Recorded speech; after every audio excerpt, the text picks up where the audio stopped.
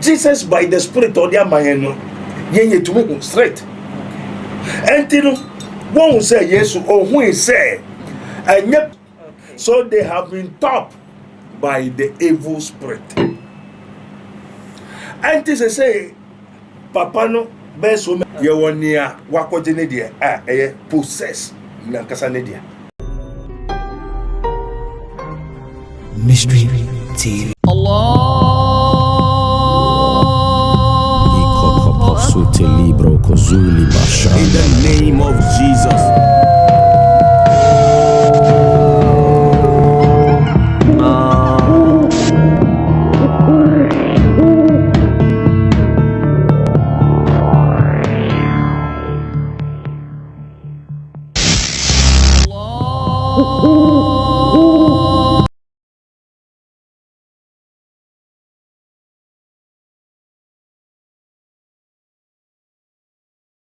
Abusia mo akwaba ediba mystery TV so we say mystery bre eso say na se wunua ba da gold meji makonwa say ya na eye ensem a ehinta e wo sunsumu e na mede e ba besomo na ansa na no kame ho ne fa aseda ene emo enko madwumadi asomas na amde say dwumadi e bro eye Prophet Dr. Abednego Invisible Teaching Hospital, powered by Castle Planto Technology, casting out negativity, planting in positivity. Ebrano ekwa wie ya na se medie no enko na wie na mede emunchi mu nyina aba besumo nene asampo ben ene dapono so aye ba behwe asamo ene ba beka ho asem wo se the mysteries of obsession ehintasem ya e wo se obi efa obi no mu ye kan se ya na asechire ene sen mensaka Prophet Dr. Abednego ha me no eba betwetwe enko na wa kire ya asemi ase ene ehintasem a ewo eno tebusia tweme enko be bia bra me twa me ho akwa basisia. Hallelujah. Prophet Dr. Abednego has once again demonstrated the power of God following divine guidance. He established the world first spiritual hospital, Rabboni Spiritual Research and Divine Medical Laboratory. Now, God has directed him to create the Prophet Dr. Abednego Invisible Teaching Hospital, powered by Castoplanto Technology. This unique institution will reveal spiritual realities and help you understand the unseen battles affecting your life. Many are spiritually unwell without realizing it, and many struggle to progress due to invisible spiritual conflicts. Prophet Dr. Abednego Invisible Teaching Hospital is here to uncover and address all spiritual obstacles. Bring all your problems to Prophet Dr. Abednego Invisible Teaching Hospital and witness the revelation of all that has hindered you spiritually. Visit us in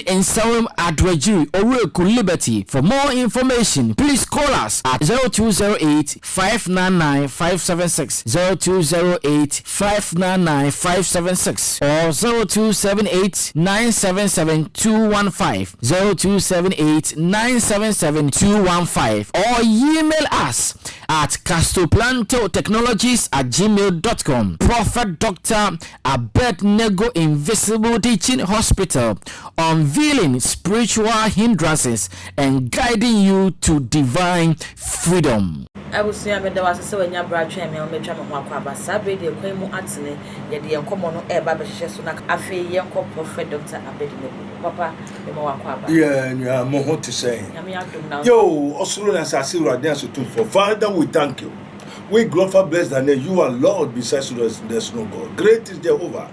Ejapo Shraudin, where Yesu Christo dino. Every essential too much ashofo nyina and the woman follow his minister of Christ and the dispenser of the mysteries of the kingdom of God. Nanu go for me. Also for my record 28, wait a more 30, wait a just a yo someone who need you. And the baby is also for me person give me your account to give you money. I was not commanded. My name is Noma said woman found normal man for normal miskau. I am under authority. And just on my quite Mr. Mumma Ham. So, old friend, Mr. Memo, Momo, no man, first cut to Munefa Buana, Yajuma. Now, Mamma Mawa, it's not me. A Radina Mamma quite. Oh, Mamma, yes, sir. Say, Jiskana, you pray for me. I don't do it. Okay. Amen. Amen. Yo, Mamma was a haboko. That go, that was.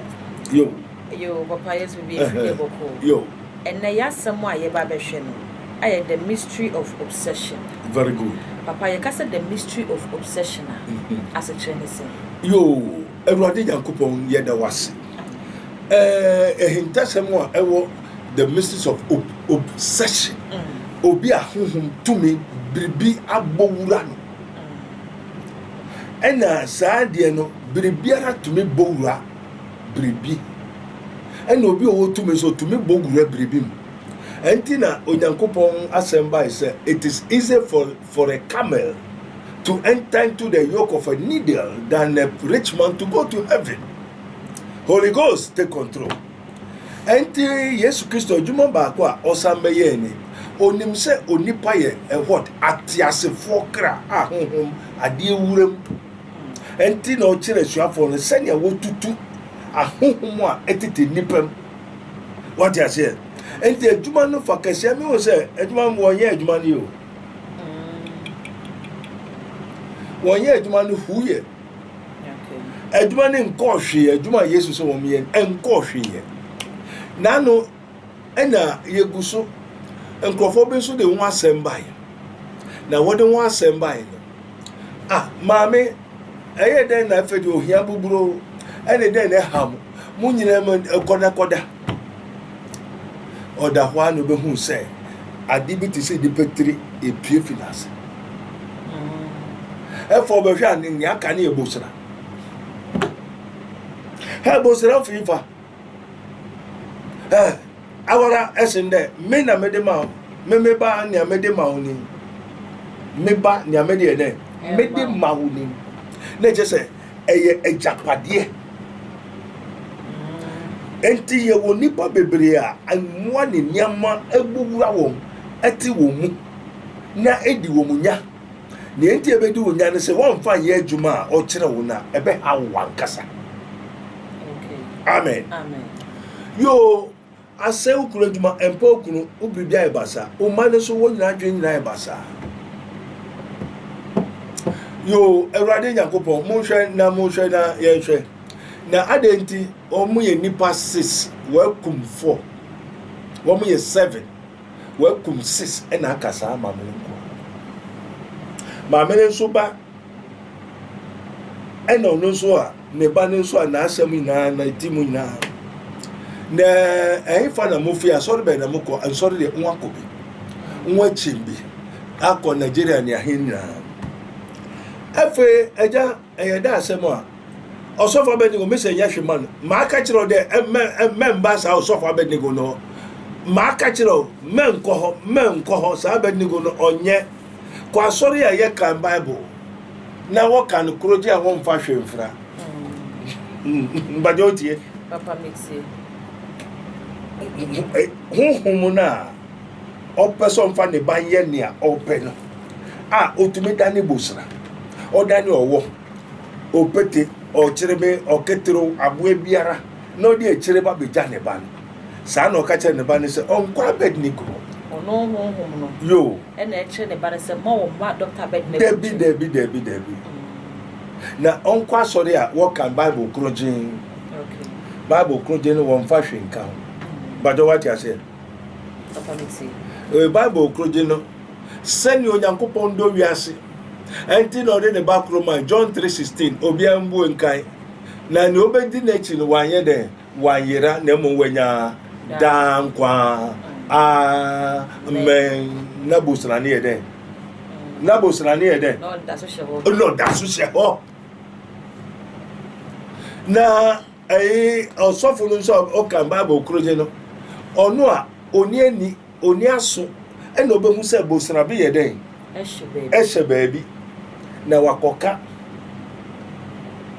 na Abednego Dr. Abednego de oba obehu ohun so obede obeka okay na okanso obechire de kodi baby efi the cause and the source of that phenomenon. You see our difference. Okay. We that has been called encounter with somebody and have given us something, so we have something to do something. You know, we are different from Nobia Wako Bible School. And a bebrentiasian, Obian friend here. yen wa frɛ ye minim ne wa frɛ minim no on me kasa enti adwuma odi ama me ne ho na me kyerɛ enti Yesu Kristo be kai sɛ adwuma me bɛyɛ mo so mo bɛyɛ adwuma na ma na bro so na de adwuma na Yesu bɛyɛ nipa honhom awurawura wom nipa honhom fitete wom so nipa wo amen nipa obre na adwene nyina ho hwe okosko onimu hwe adwene wo ho yetumi yi Bible school be na ko se wo yi nipa adwene enti ayesa no efe ahonhom ne se membisa ne mano ene ne nana ne se wo kwa sori kase bi e wo nkran ha no sofo no ntu so tumi hye nkompa enti wo kwa na osofo ne hye nkom se onyame yi a kire no se asori mani nyina ambo aforiye na won fambo a abofra bi na ontumi ntua school fees ne school kwaye basa ne mami adwuma asai ne papa adwuma asai enti no osofo no so ban no so nyame se ohun so nyankopon ne kasa se ombo afore na afore no bebo na nyo osofo ne kotokum ska o onjije asore mani nyina ska na mfa masa abofra spirit ne na ego so eka ekyere me se membisa wo mo se Odie yo se wati da na odie ohun na ebisa ka kyerɛ sɛ membisa wo sɛ wati da na se abai se abofra bi ko asɔre ene abai se wonji disika wa asɔre dem emfa masa abofra nkotu ani school fees ana na ne papa adwuma ne mama adwuma se ya na bɛn na mama ne ma ne nsaso o tema ye ko asɔre no ene odifo ne so onyame ne nakasa no onyame ne kasa ise won boabo ska no asɔre no osofo no enjije asɔre mani nyina ska na won fa man ne ba no kotu school fees mama ya mpasa mo akoka kire osofo no se mo nye school fees entua mo ba ne mo nye ska entua mo ba ne school fees ana entino wodije ska no why no wode man ba efe ena spirit no a oda ne busra owo okraman no eye ababa no ne maame asamna si wogana ha life asamna bedu ewurade ho sisia anti ena eba ne den ena osofo no hu onyankopon na onyame ka kire ni se o mehye sankom na onyame ne nakasa na onyame ne kasa e no se abofra bi ne ho akire no ontumi ntua ne school fees yo na je mu na mode mu asem akoka che osofo se mo adwuma asai enti osofo no ombo abo so ye den yo e na osofo no so da ho no e na onyankopon fi so ro be ka kire ye hwe se na ye ma me na okobo osofo na mane se wo nye sika antua wo mba school fees ma me ne ma me na okobo osofo na mane se wo mu nye sika antua wo mba school fees no ono ne ma me se akwakoye akwala ne nana ende ko ka kire sofo no ko da ne ho de kire na angel of light Daniel obofo e de kire sofo no se onkoye sa direction no e fama kwala wa sori ni wo akra ya ele se sofo no kwa wenye ni elfa hu se honhom na ne kasa na honhom na befa ne mu na e ka asem ne hwe no enye nyame honhom osofo no se nkom de bia wo Ghana ankrofo ni mu gas sika dey wo Ghana afedie ay ne yaw se won ba ha manka je prophet be no kujo ohwehwe bribia mu ohun bribiara obeka bribiara me pese me kan chiro meka no kwara meka Holy Ghost meka men na mi wura osofo no mu na osofo a wo Ghana ha wo shenkom otumeshe ball nkom nyina o sha ball nkom shenkom ni akese wo Ghana ha ma me ne se wo mu no wo dos wa so den mu na oba ha wa ya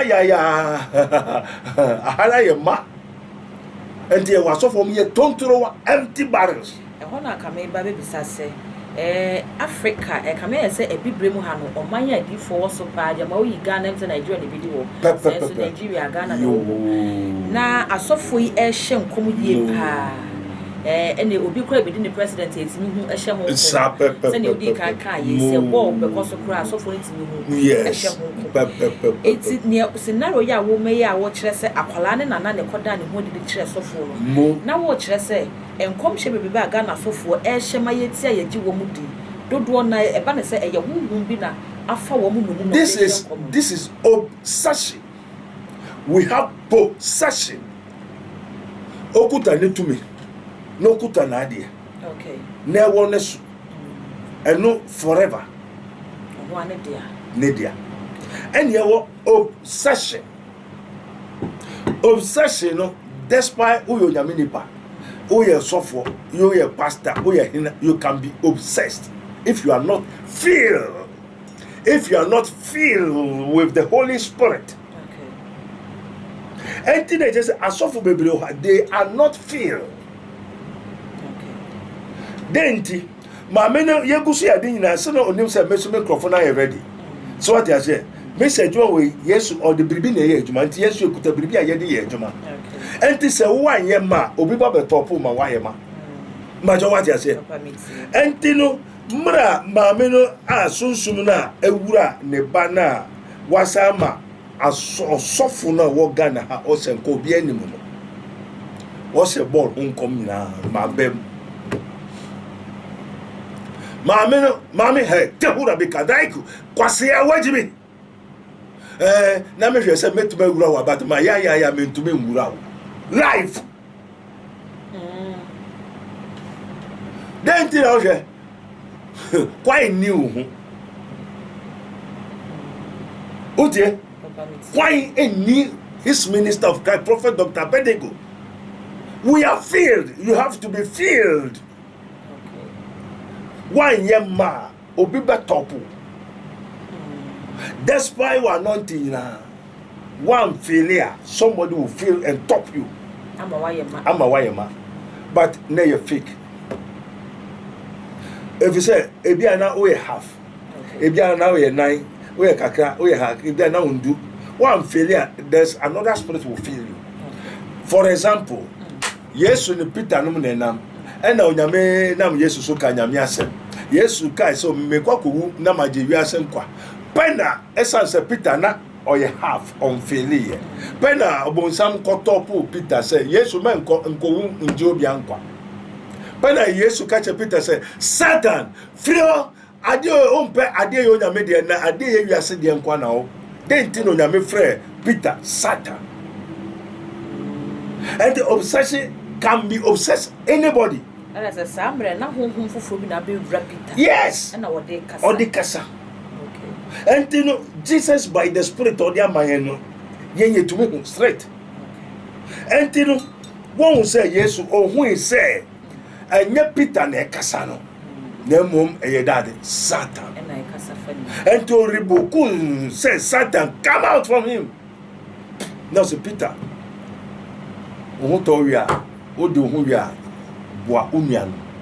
so even Peter was obsessed. How much more Peter on Yesu now? Satan not on failure. Now he has not received the fullness of the Holy Ghost. And do yourself for own year my own failure. And my bet much time man better obey because you are not filled. Good to see. Minimo ababa bi bai o hwe manimu sa onu se na me microphone hu o so for na me chame won so yi o bai so be chame o so na ansa no be ba ne so me hu de da be o microphone abo mama ne de da amen entimna o ye nani sa no kuta the eye of dwarfs oni pa nam ho nso nani eye motie ni enti tamwa owura maame owura osofo na jono na oda no hambofo and also for the best send come. San Euradia Yachent won't did this kind of one far and tia ababa and then bano school fees. I know because the moon scan or what did you know? I saw the money scanning here, one here, one how, one more bre, one more quadro, one bredia how woman, and a woman ye. Dear man, woji koma nenena na nem amen maame na koka ne hawa kire sofo mo sofo na kwa akoda wo hu ha bofo bi na be ka kire ne se wonya sa kwanche we fa mu akola yo ankenya bone mo se ne me hu na ache no makosofo na sofo so wa sorry man gigi sika na yemfa emboa wo kire se sika na sofo no gigi wa sorry no ba ne ho no enye sika kan eye haw amane ohia mo eti aha mi bisa se so asore mma no nso no hunhun bi na bebo wura wo mo bi yi sa sika no eye haw ne amane de ma akwala na na amen onyame nshira ina ena ebe kai se won yi sika no sofo no ne be kai therefore onyame ne kasa kire osofo na onipa nkasa a oyo be fo bunsa ndi emfa so onipa enyo onyame ti onipa na abawura nipa ayo sofo eno se sankom enti se sankom no okoya kwankyere na hena na edi ekire se honhom na bebowura asofo no man koye na di akwankyere na chi yo enti ne sa akwankyere eye suru akwankyere na fam akwankyere papa ye fam akwankyere eye onipa akwankyere na ana eye onyankopɔ akwankyere eye nipa akwankyere enti sa tumi no hwan na bedi ekire nipa no ne bedi ekire ena ono nso ye akwankyere no honhom no tumi no ye akwankyere se odi sei ono ane ba ne nana o ye dia sei ne dia ena sika obema osofo na agegen eskapa enye skapa papa wa meni matiefo kakra amen ne me pese meni matiefo ye tiase ne se me ye church member mo maba sorry sofo ne so ne da ye na meni ho mo sofo ne nya ne yi kire na kwankyere na meni ho bo ena sofo ne dia betu ye nim se ye nua bayi ne bayi hia moa enti ye didi ntoboa fa moa no fa nkotua ne school yo ena ye asafo ma no ye didi ntoboa ena wo kire se entoboa na ye didi ye no akwakoye wo haw ye hia ya mane ena ye yi ede amakwala ne firi se akwala na no pese wo se akwala ne deda enu nti abefa yen ye so ma ne se no pese wo se akwala ne bebam enu na mi bisa se yen na ye nim se ye yi sika de ye papa no esi den na ye sika na ye yi na ye nim se e adwemu fine de yi sika no aye papa ma akwala no ekwo wi echi na koye se yen mum ya ma ne ne da ne ye da ne de amakwala me bacho eye mo ankasa mo adwene na mudi ya na wo shem okay papa sofo ne be kan se enya sa de we makwala all right intina eye nhya na eye mo ankasa mo pe okay papa so wo kan ne sanka ya anya yo eye mo ankasa mo pe ana ohye okay papa ye kan se ye ohye no hwan tumi ben honhom ben na edi akira ehye mo se mo ye enti akwankyere bebiri a wo ye waso dem emfie urade na wo china ye akwankyere we fa trofie din bra fa o ma mi din bra fa papa din bra afiro patofi pawenu which spirit is doing that kind of directions papa nyame ma akwankyere na enyo nyame na ma akwankyere okay to obonsam copy onyankopon te no nyame ye bia identity o counterfeit okay identity o counterfeit because original wo and this original wa counterfeit be wa na counterfeit and the boni wa papa be wa na papa ni and this papa wa boni be wa na boni ni na boni so nyame na boy into boys or be you be boni and to be so to be kofa boni no dey you be boni to be so your boni I just kofa hon boni no dey your boni and to suffer no is not filled with the Holy Spirit. There are so many pastors, teachers are end time we are. They are not filled with the Holy Ghost. Okay. So they have been taught by the evil spirit. And this say Papa no be so many years in Nejuma say yare abon ne mama so sika wodi adwuma nyina ahye won fie won se won ka won bribiara ma sofo bi kura won last car fire fine no akwankyere ba wa sori no sofo no fi Nigeria se ansa na won beto mo no so de se wo ye de wodi won ka nyina akobo afore do to mo fie ni won ka nyina won ka no wodi akocho sofo. Which spirit is that? And now face wo wie no wo haidan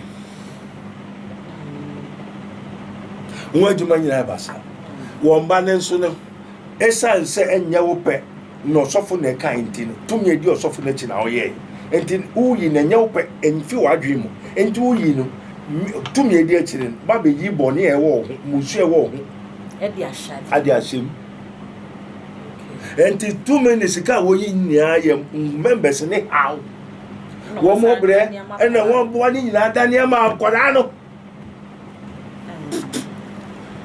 besine ahoto da hoto ena fo wie wasa she date o be kuma akoda se o hospital doctor hwe yare na why na chure o hospital doctor hwe yare na no chure do why na beto wow yare na beto why na benum wow yare na benum se one person can kranto yare onto duro ensa ho yare to eso won ko mo bia je won ka won na eto aduane enua namo kese emma sa Nigerian pastors abagana won na hwa asofo won na enya sori baako enya sori mienu Ghana fo sori won gbe wa ha Nigeria sofo awode won aba ha a memeti ho na me Bobby Grant na nyame sham mo motivator dem puma me me hu na America omuto kakra ma sofo amen na profo fi Nigeria ni eti ha na mo fi the pastors Nigerian pastors majority area papa meti na ye wa ha na Atamis eko Nigeria koma TB Joshua mo ska na onim o se TB Joshua ba anya ono na o man say G2 cities. I need $2 million. ono ne twabo TB Joshua ne twabo man Atamis. I need $2 million farmer me. papa se bia o de ya ade ama Mo negosi say. Me be fam, but them I want you to be wise. okay Yetia say no I draw obeto man ne nankasa san ho yare kwa wonye de woni bi enti Ewrade e da sem also na me hu ya na so Ewrade eja mede na me hu de so kire me ansa na me be hwe no so hwe osofo no ye fa osofo ye 3/4 or a half e bi e 3/4 e bi e se enti na no ka kire Ezekiel osofo no say wure nsuo no o wure mo se ma be o se da bi e wo me kotoje edumi ha o se da bi o se wuram da bi o se edumi ha o se da bi o se wuram oh say the my strong me a prophet met my say na on the con o se da bi enter deep or the pool called down the thing na say yes and to your software onyamia frewa you have to be filled mombisa mo amoko asore no mombisa mo yonkolo mo amoko asore na asofo na wo hye ball nkom no wo hye nkom no and I pray we politics nkom no e wo Ghana say wo akwa asore bi e na aba say osofo na be hye nkom sa na adwuro nyamia be ka kire ni say won gige asore mane ntubua amfo nkotua ama akwada bi nkotua ni school fees ana wo Ghana ha enche say adani o ha obre Ewrade e da sem hwe onye ondo 3/4 o wase kra enti e hu kitikiti nkom se be na se ena abaifo no ska kire me se enye ne nkwa na e ebura to kwanda ho na kwanda ho and the suffer you suffer na kwanda ho a obebura na wombura that is the obsession. You don't possess them, but they can enter you with new route. so mo no baba be do wa ye adwuma Aye adwuma asenkom. se nkom hye be ba ya ti dudo na ya huhu bi na Obi na ebowura won. enu ti na papa nkom hye no enye ba ko na na Na we ufie senkom, we fie senkom, we fie senkom, onyame be no sakasaka. Emekwa minim enti dan bi se eja enti sa di nyina o se minim ona mi so eja mede na me hu ma me ane na mutumi yesa wo mu no nya sofo Oh, by phobia to be round Yamiripum. You burn. You were so in the walk or to an system. Oh, and you see, oh, to be dressed here. Now, sorry, now well to jump. Now, my Wenijia, who said, who female as also phone. Papa, they dress near the Quasarenia. Holy Ghost don't tolerate nonsense. Yes, Christo with the filled with the Holy Ghost. Oko do aso dem no. Why am kwase ade no ye dey. Otuaba. Ene asofo no motuaba, mo kanim, mutufu. Hey! What kind of spirit is that? They are quarter. Until they will be what? Feel. Okay. Nipa no ba no kwa, e bia na mamu ata half human, half spirit. Me sia o me home, de bia. And I just say, you ever call the name, sir, and I send on what it and then show no, me nanko send them say, down, and then was my free baby. And then we say, we'll be back. And the end, and son, I didn't be seen, ye decay once. Okay. And also, when he, the spirit of truth, is come, he will guide you into all truth. He will guide you. Baby, I'll go beyond there. What will be guide you here? Guide. He will guide you into all truth. Or guide you to baby or count. And to be but why is it that the pastor, the prophets in Ghana, they were not guided with the Holy Spirit? Before Onipa to be raw software prophet send come. So what is the guidance of the Holy Ghost? Necessary, he don't have. Papa, share. O kasano, o di Peter de no fatu. Very good. Emma, say, Tama, Peter catcher is some more hand crown. Yes. Emma, yes, every Peter catcher and say, and young Peter Negas and Satan. More. It's young Jim, some young will say, and come she be na abana so for nation come. Send in a yam home. A blue or a spirit been a abuela woman. Yes. And nun to be beside spirits been a abuela woman. So one was shown common now. Why a bit me rebuke his spirits in the food? Now, who obey them or soft way? I didn't want to show you, Papa. This young year could have been in your who are catching. That is a papa, yeah, yeah, what's no one asking the so they were sankas. So your sankas. Say, Sikaya, Wajia, what the mark one day. What own news cacoon, and your pet and your wadrin, and shed and about ye. And now we know what I say. Woman aji wumusu the eye there, Akomobi. Son of a for the Biaba says, so seed to Christ. Never so seed to Christ and not on put a Christ. Seed in our so scan of a soul, and you will say that when you're young, you will be and I'll be Wobeji. Yakoma issue to me, Busu, Mamata, and Frama, and Tino. Oh, I saw them also seed, Uboa for it, we will be better, but more obre, more because who you know, and you pay. Papa soon we no, and you pay what's a ye. The two me ben a catch of suffering so ye. And to no say be a to me a open home baby. Okay. I was sale. And the wound so ye as so seed about for ye. Now so ye na win or G who at the papa near papa be from home. Papa, and not that they be a Christopher, a cost a brain we as a 40 year. Because they have no eyes. More and more one the more assume tears. TV are sending the oil bones and get it out. If you said they be a Christopher, pass sorry, they be a tight I can see seed sowing I can send you for any $35,000. Ah, baby, sequence soon in I more in the Christopher. More Now, so I say, what try actually. Yo, a pancherena or the bind. Who is the what? The spirit behind the prophecy.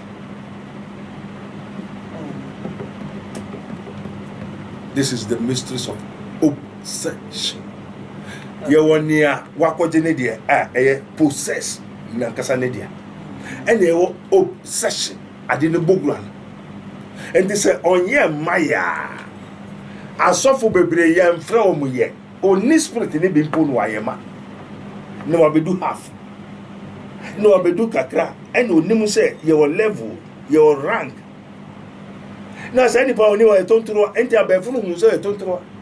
okra o yiri your by for okra onu hu say wo so wo dim kwasese mo ni so wo sofo so e sofo na o yiri ekuta heavy spirit wo bu say we kwase bi wo so no to be control no hu say we empty and you no probet mo bo wura ahye nkom na yo so na o ya so no so na o yiri na e do ya so papa ebetimi se na wedi kan kan na se sofo bo ho a ebetimi ba se sunsun bi aboira no kura woni se onim and obey akwanchire bebre omo ye nyina is not from God, not from Christ.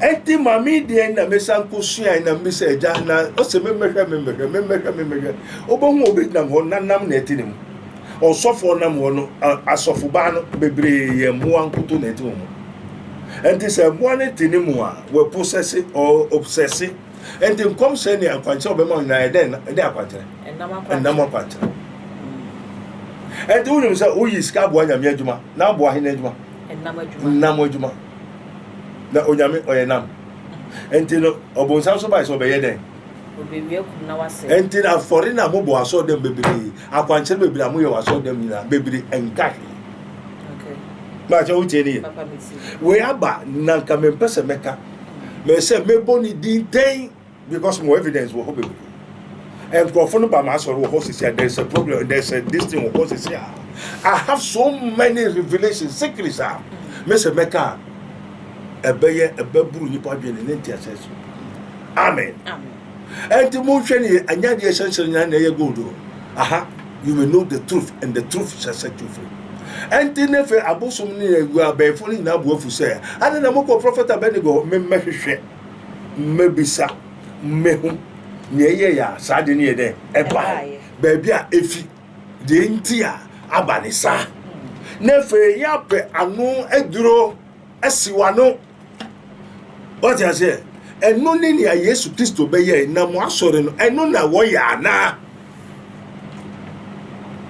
me se mo nkwa akra mo mbisa nsore na edifu na o mkuta kasa kese wo ye niama kese hyenkom no mo mbisa o se enche ye last year ana abai se asore ma no wonji disika na won fambo a obi a ontumi ntua ne basco fees ena wode ma akwara ne young girl akwara young girl express ni mami ase nani ni mami papa sa adoye we mu de eya ade a ekoso bebre won sori ni mu anti obi ya sori mu ni ehu na sori nkan ne na se sa papa ye bebre na ye no won sori mu enye ni nyina ne fie awrade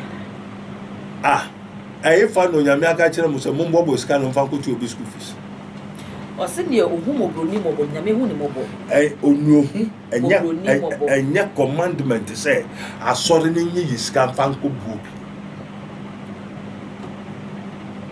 yes okomo o preach we no and obi so Peter no say mu waduane ho and also ye ni aduane ho and na mo mpa aduane mo no say ye benya sika wo mfa ne dia ye apa aduane mo and erade yeso jawo no mo nko no say eye mo ni sika mate me mepa aduane mo to also for obi ho akire na ye wokotoku musika fama that is from God. Papa won say scenario ya working Yesu eka se no obepa aduane mo no o kire ne se won ko no nko obi musa akola bi kita aduane yo say ono na osomai ono osomai enti obodo wan je ne firi wotu aka nam no a wokoyi wo we ni mu no punu mu apata nso no yo eka bo ninya wotu aka enye free indi everything unso ka say tax won tu na won tu and also won tu if you say won won ye wiasefo what you say wiasefo na won je won tax enti ye ya hoho enti Christopher ya hoho enti ono Yesu obetu tax no try enti won ko fa Yesu on tu ko fa obi abodo free en ko jo bi china nam free en fa ko hwen ko for millions a on tu aka Yesu onyo obobono onyo ni brefo what you say oyo no kwafo until that people must pay until that Judas Iscariot no put a scar and comfortable for them is a saskin until that one no put a scar and they be was kind of short to in was one po yourself no one pay no one put your own tax see is one or to me over there because the tax on you but also munko na muntia The better what you be able to do, we are going to be free. Nevertheless. And you know, who are sorry, banner, be how no be one mania. Who be a now why? Papa, Ekobani said, only be so. Only be by force. Say only be for several years. Oh, yeah, sorry. Our current school fees are here. Oh, soften on 20.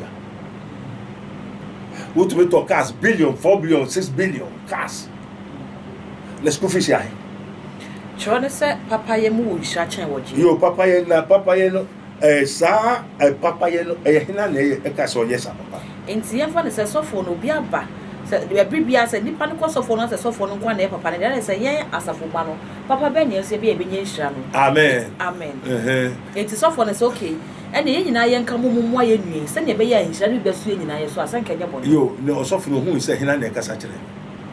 Oh say also when he the spirit of truth is come, he will guide you into all truth. Okay. And this will be about say one more na se onkonkron ena e de wo ye adwuma na. Hina ho na e se oko. Na ko bisa no say fa usika ye a na do usika ye. O se ma asofo ni asafo mani ye na nye asafo ni sika bi na hina sika. Ayo no. Ono ko sika. Ndise asori sika e honhom na e de wo ye adwuma ni sika. Ndo asofo ni hu kwa se wo di asori sika by heart. Wo dey rough. Libre ni kwasasem to se obi dake to so so ko sofo na for be digital or ko ya grandizement obo ni e beto why na catch so poka and I don't say we e obi aduma. Okay. Amen. Amen. O di this pano ye ko yesem didi ye ko yesofo se ko ye didi e aduma. Amen. Amen. And me be say mu hu say so many things going wrong in the Christendom. Amen. Amen.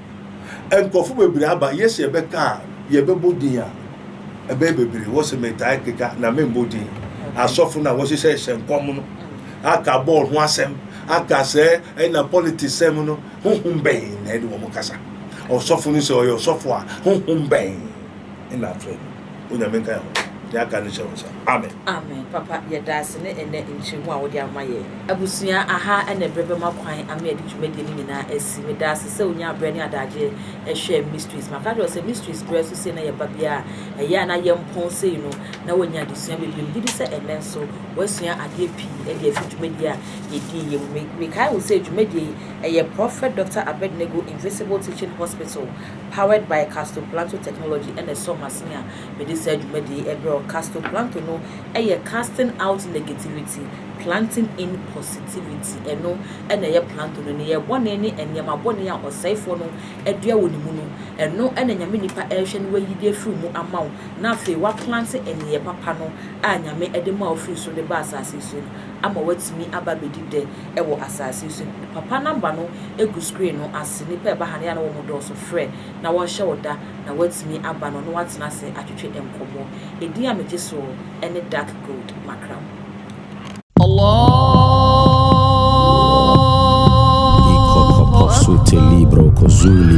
In the name of Jesus.